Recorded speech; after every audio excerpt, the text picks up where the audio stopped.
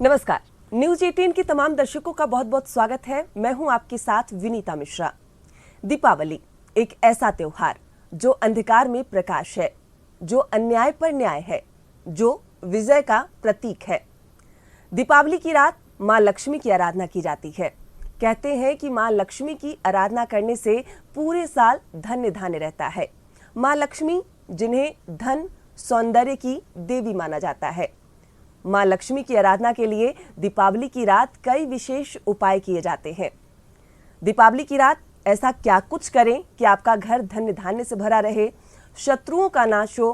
क्या मुहूर्त है, किस मुहूर्त में पूजा करने से आपको मां लक्ष्मी की विशेष कृपा प्राप्त होगी। हमसे बातचीत करने के लिए जाने माने ज्योतिषाचार्य डॉक्टर राजनाथ झा मौजूद है। तो सबसे पहले पंडित जी बहुत बहुत स्वागत है आपका। धन्यवाद। पंडित जी, पहला सवाल तो यही होगा कि दीपावली है, माँ लक्ष्मी का दिन है और माँ लक्ष्मी सभी चाहते हैं कि उनका घर धन्य धान्य से भरा रहे। तो दीपावली का महत्व क्या है, माँ लक्ष्मी को कैसे प्रसन्न करे? दरअसल दीपावली का महत्व जो है ना, हमारे सनातन धर्म परंपरा में आदिकाल से चली आ रही है और दीपावली हर युग में मनाया गया और जिस युग में मनाया गया उसमें जो हुए उनके साथ इनका आख्यान जुड़ता गया। राम भगवान के साथ, कृष्ण भगवान के साथ, त्रेता सतयुग सब में दीपावली दीपोत्सव मनाया गया। कहा जाता है दीपावली शब्द का व्युत्पत्ति है दीपा नाम आवली ही। शास्त्र कहता है कि दीपों के समूहों को, अगर एक दीप जलाते हैं तो दीप हुआ, अगर दीपों का समूह हम बना लिए तो वो दीपावली हुआ। तो दीपावली का बहुत विशेष महत्व हमारे धर्मशास्त्रकारों ने बताए हैं। कहा जाता है कि इस दिन लक्ष्मी के निमित्त आप जितना दिया जलाते हैं उतने दिनों तक रुद्रलोक में, शिवलोक में आपका वास होता है। तो दीपा नाम आवली मतलब दीपों का आवली बना करके, दीपों का समूह बना करके अपने घर को लोग दीपमय करते हैं। क्योंकि ये पर्व जो है ना, ये स्वच्छता का पर्व है। क्योंकि लक्ष्मी का वास वहीं होता है जहाँ स्वच्छता होती है। तो इसमें आप देखते होइएगा कि दीपावली में बहुत दिन पहले से लोग अपने घर, प्रांगण, आंगन सबको स्वच्छ करते हैं। तो दीपावली स्वच्छता का पर्व है। तो इसमें स्वच्छ आंगन परिसर को करके आलय स्वच्छता से लेकर के मन स्वच्छता तक, अगर जितने लोग अपने मन को और आलय को स्वच्छ रख करके माँ लक्ष्मी का पूजन करते हैं उतने ही सुख, समृद्ध और आर्थिक वैभव प्राप्त करते हैं। इसलिए दीपावली के रात्रि को सुख रात्रि भी कहा गया। बिल्कुल। और दीपावली की रात कई उपाय भी किए जाते हैं, जैसे धन्य धान्य भरा रहता है। लेकिन कई ऐसे दर्शक होंगे, कई ऐसे लोग होंगे जिन्हें ये पता नहीं कि आखिर पूजा कैसे करें। असली विधि क्या है? क्या विधि विधान करेंगे कि माँ लक्ष्मी की कृपा पूरे साल प्राप्त होगी? कई लोग बहुत विधि विधान से पूजा करते हैं, तो असली विधि क्या है? दीपावली की रात माँ लक्ष्मी को प्रसन्न करने के लिए क्या कुछ करना चाहिए? देखिए, हमारा तो सनातन धर्म इतनी अच्छी व्यवस्थाएं हैं कि इसमें हर तरह से राजसी पूजा से लेकर के सामान्य पूजा तक करने का विधान है। कोई व्यक्ति है तो षोडशोपचार पूजा करें, 16 उपचारों से, दशोपचार पूजा की जाती है, पंचोपचार पूजा की जाती है।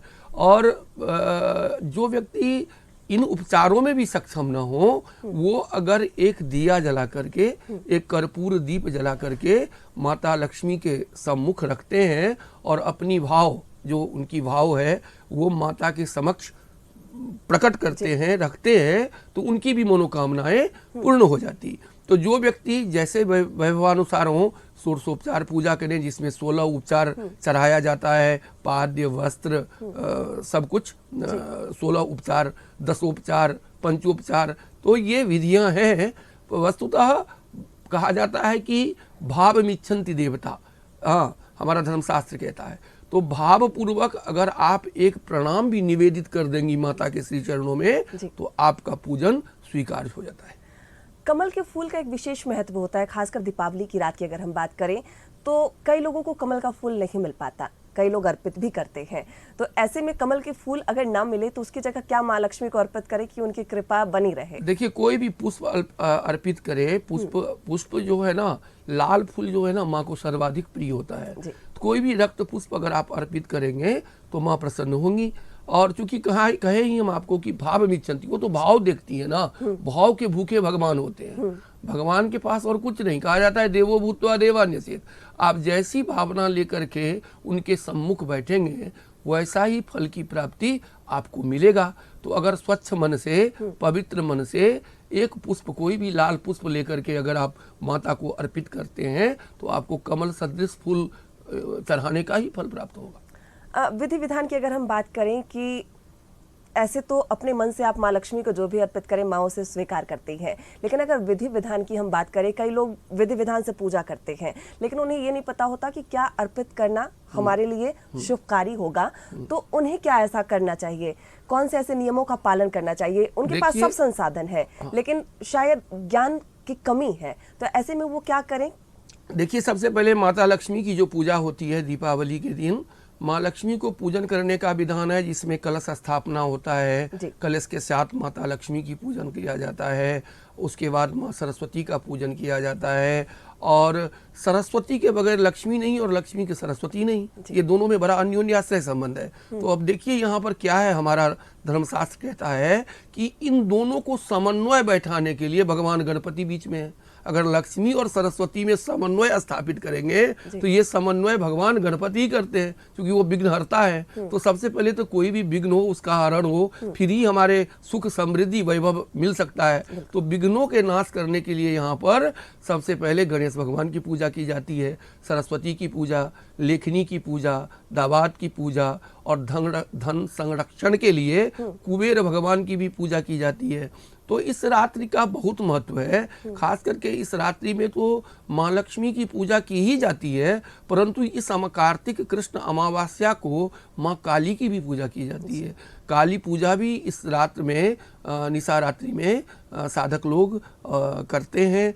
तो माँ लक्ष्मी और माँ काली ये दोनों का, सरस्वती तो है ही, तो ये समझिए कि दीपावली के रात महालक्ष्मी, महासरस्वती, महाकाली, इन तीनों देवियों का, जो ये त्रिदेवी हैं, त्रिशक्ति हैं, हमारे सृष्टि के जो संचारक हैं, और प्रकृति पुरुषात्मक जगत है, और प्रकृति रूप में जो आद्या शक्ति जगत जननी जगदम्बा है, उस जगदम्बा का पूजन करने का ये बहुत बड़ा सुअवसर है। और इस अवसर को लोग व्यर्थ नहीं जाने देते। तो बहुत प्रतीक्षा में रहते हैं लोग कि कब आएगा दिवाली, और उस दिन हम लोग माँ का अनुवर्जन करेंगे, और माँ के कृपा से, माँ के शक्ति से, माँ के आशीर्वाद से हमारा जीवन, हमारा साल भर सकुशल व्यतीत होगा और सुख वैभव सब कुछ प्राप्त होगा। बिल्कुल, भले ही हमें लगे कि दीपावली की रात माँ लक्ष्मी की हम आराधना करते हैं, लेकिन आदि स्वरूपा माँ आदि शक्ति के तीनों स्वरूप की आराधना होती है। माँ लक्ष्मी, माँ काली और माँ सरस्वती की आराधना एक साथ दीपावली की रात की जाती है। अखंड दीप जलाने का एक विशेष महत्व होता है। क्या विधि विधान है अखंड दीप जलाने का दीपावली की रात? देखिए, इसमें भगवान विष्णु ने कहा है अखंड दीप के विषय में कि अगर धन त्रयोदशी से लेकर दीपावली के रात या दीपावली के रात्रि को कोई अगर घी का दीपक अखंड ज्योति जलाता है तो उसके घर में सुख समृद्धि बनी रहती है। तो दीपावली के रात में घर में अगर आप अखंड ज्योति, घी का दिया अखंड जलाते हैं तो माता की असीम कृपा आपके ऊपर प्राप्त होती है। बिल्कुल, पूजा और विधि विधान की बात तो हमने कर ली है, लेकिन मुहूर्त क्या होगा पंडित जी? क्योंकि मुहूर्त सबसे महत्वपूर्ण चीज है। किस मुहूर्त में हम दीपावली की पूजा करें, माँ लक्ष्मी को प्रसन्न करें? मुहूर्त क्या है इस दिवाली की? दरअसल स्थिर लग्न में माता लक्ष्मी का पूजन करने का विधान हमारे शास्त्रकारों ने बताए हैं। और 5:44 से लेकर 7:30 तक वृष लग्न एक है। वृष लग्न में पूजा करना श्रेष्ठ है। अगर जो व्यक्ति वृष लग्न में पूजन नहीं कर सकते, वो रात्रि बेला में 1:07 से 2:20 तक सिंह लग्न में, तो सिंह और वृष लग्न सर्वाधिक उत्तम लक्ष्मी पूजन के लिए माना गया है। और दीपावली के दिन, आज के दिन जो है वो अमावस्या तिथि भी दोपहर बाद ही शुरू हो रहा है। तो सायंकाल में वृष लग्न में और रात्रि में सिंह लग्न में पूजन करना सर्वाधिक श्रेष्ठ होगा। बिल्कुल, तो अगर जो मुहूर्त है, अगर पहला मुहूर्त मिस हो जाए तो जिस तरीके से पंडित जी ने बताया कि एक और मुहूर्त है, यानी रात्रि में आप 12 बजे से लेकर 2 बजे तक मां लक्ष्मी को प्रसन्न करने के लिए पूजा कर सकते हैं। विधि विधान के साथ मां लक्ष्मी को प्रसन्न कर सकते हैं। अब पंडित जी, दीपावली की रात को तंत्र साधना के लिए भी जाना जाता है। जो कई ऐसे जो साधक हैं वो मां लक्ष्मी को प्रसन्न तो करते ही हैं, लेकिन तंत्र साधक भी दीपावली की रात को विशेष पूजा अर्चना करते हैं। और तंत्र साधकों की हम बात करें तो शत्रुओं से लोग बहुत परेशान रहते हैं। अगर आप आगे बढ़ रहे हैं तो शत्रु अगर आपके पीछे पड़ गए तो कई नुकसान लोगों को झेलने पड़ते हैं। ऐसे में दीपावली की रात ऐसे कौन से विधि विधान करें, क्या विशेष पूजा करें कि शत्रुओं का नाश हो और हम निरंतर आगे बढ़ते रहें? दरअसल देखिए, शत्रुओं का नाश, शत्रु तो हमारे शरीर में भी है। जी। 6 ठो शत्रु है, रोग, शोक, ईर्ष्या, द्वेष, सब जो है वो तो हमारे लोभ, मोह, ये हमारे अंदर भी शत्रु हैं और बाहरी भी शत्रु हैं। तो ये शत्रु के समन हेतु माँ जगत जननी जगदम्बा का पूजन करें। इस रात काली पूजा होती है। दुर्गा सप्तशती का पाठ करें, दुर्गा कवच का पाठ करें। दुर्गा सप्तशती के पाठ करने से, दुर्गा कवच का पाठ करने से आप विभिन्न तरह के उपद्रवों से, शत्रु भय हो, दुर्घटना हो, रोग हो, शोक हो, दुख हो, दारिद्र्य हो, इन सभी चीज़ों से मुक्ति मिलती है। तो साधक लोग जो दीक्षित होते हैं वो अपने इष्ट देव का साधना करते हैं काली पूजा के रात में। जिनके इष्ट देवी काली होती हैं, जो भी कोई शाक्त लोग होते हैं जिनका जगदम्बा इष्ट देवी होती हैं, वो लोग साधना करते हैं। उसमें काली पूजा तो करते ही हैं, साथ में भैरव की उपासना करते हैं। भैरव के उपासना से शत्रु समन होता है। तो भैरव जो हैं, बगैर भैरव के किसी देवी का पूजन नहीं किया जाता। भैरव जो हैं वो क्या कहें, उनको अंगरक्षक है, मतलब उनके रक्षक हैं। तो सर्वप्रथम भैरव को पूजा करके फिर माता काली का पूजन करते हैं। और उसमें विभिन्न तरह के मंत्र हैं, जिनको जो इष्ट मंत्र होता है, जो उद्देश्य होता है, किन्हीं का शत्रु दमन हेतु मंत्र है, सुख समृद्धि हेतु मंत्र है, मतलब हर कामना का मंत्र अलग अलग है। वो मंत्र से दुर्गा सप्तशती का संपुट पाठ करते हैं और दुर्गा पाठ से वो काम सिद्धि होता है।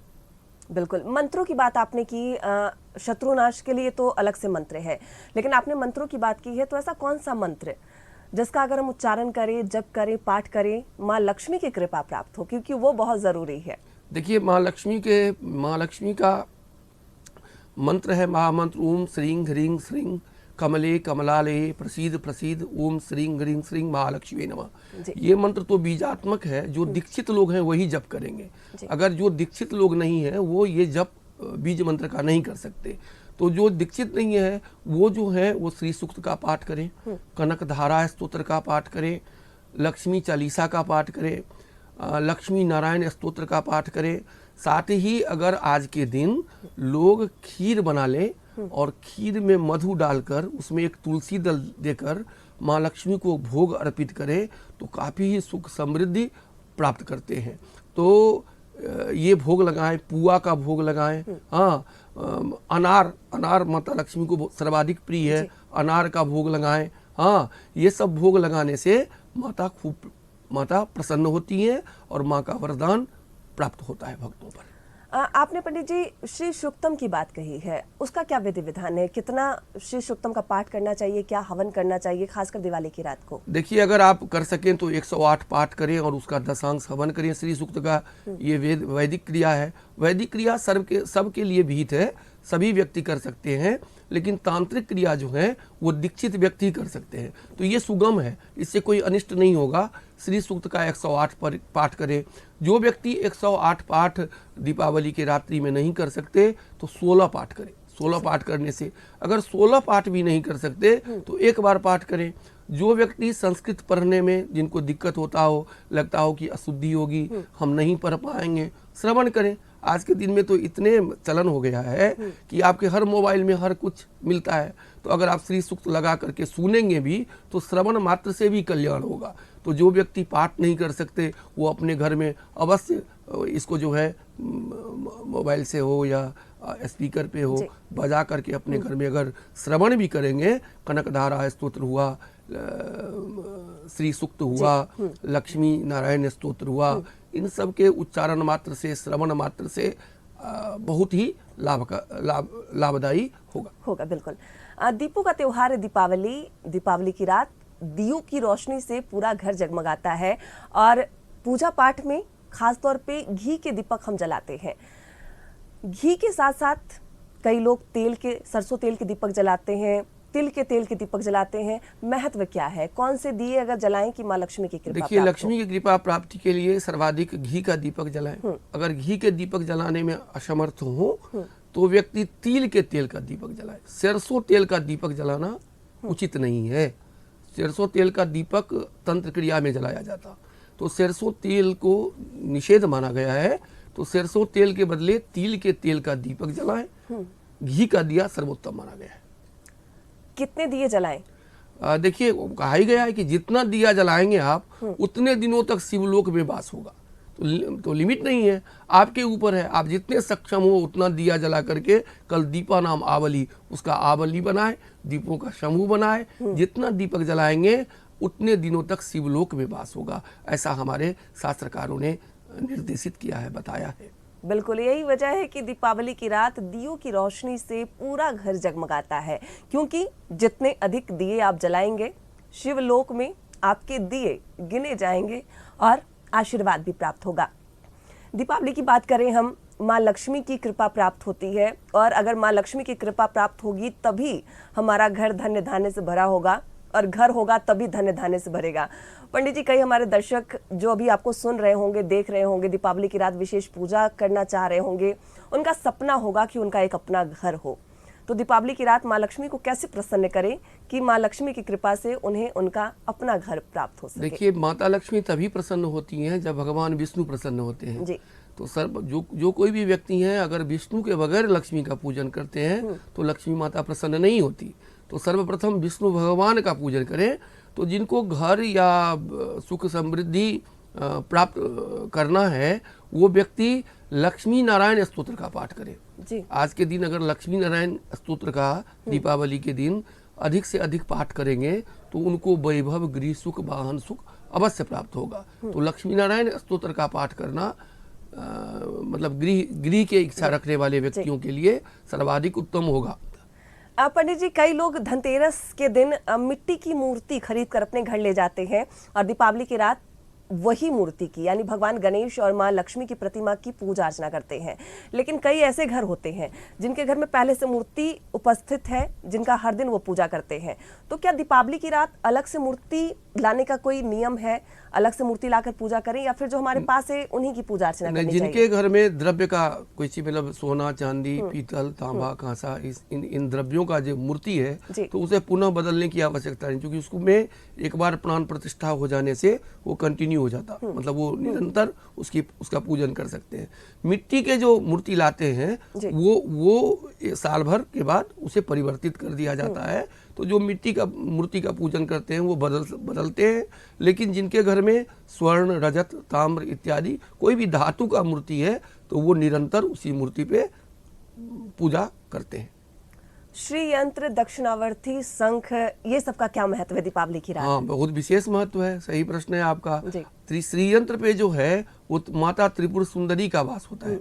तो श्री यंत्र के पर अगर आज के दिन आप पूजन करते हैं माता लक्ष्मी का तो वो काफी फलदायी होता है।